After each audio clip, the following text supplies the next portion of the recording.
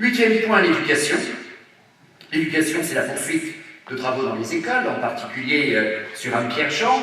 C'est, je le souhaite et je l'espère, après que nous avons dans de bonnes conditions changé de partenaire pour la cantine scolaire, c'est le passage en liaison chaude à la rentrée de septembre, ce qui permettra, la fabrication des repas s'est déjà rapprochée, mais ce qui permettra cette fois-ci une fabrication des repas effectivement sur 5 minutes.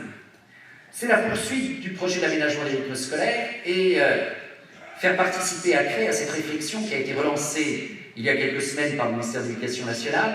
Vous savez que l'école a été supprimée le samedi matin il y a peu d'années, de manière assez brutale et inattendue, de sorte que l'école primaire aujourd'hui est concentrée sur 4 journées. Ça n'est pas nécessairement un bon rythme scolaire pour les enfants. Est-ce qu'il faut qu'il y ait école le mercredi matin ou pas? La municipalité n'en décidera pas toute seule, mais d'évidence, cette discussion doit avoir lieu, principalement avec les enseignants, avec les parents d'élèves.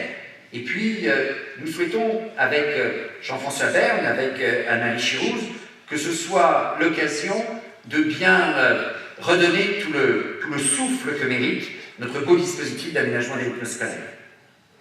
Autre projet important, Béatrice l'a dit, nous comptons sur le soutien de Marie-Pierre Mouton et de quelques autres. C'est le projet bien tardif de restructuration lourde du lycée Armorin. Il y a eu récemment l'aménagement de la façade nord.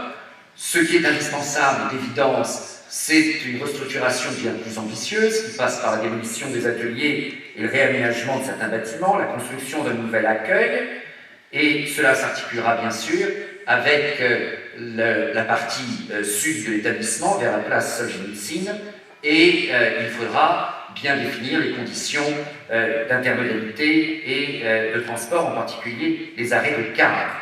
La ville mène une étude avec ses partenaires départements et régions sur l'aménagement de cet espace extérieur, et c'est quelque chose d'important. Sur la sécurité, là aussi, Yvan Lombard est au front.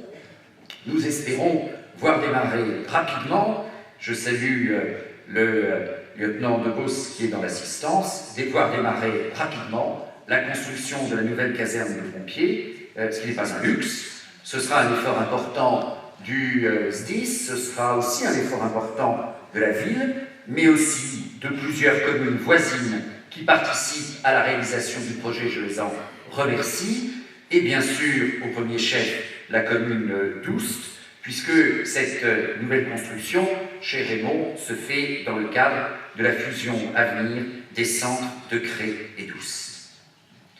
C'est très matériel et très concret, mais je pense qu'il est bien de dire cela, et il est bien de dire, à l'occasion d'une rencontre comme celle de ce soir, que, évidemment, on pense à l'esprit des choses, mais au-delà de l'esprit, c'est d'agir qu'il s'agit.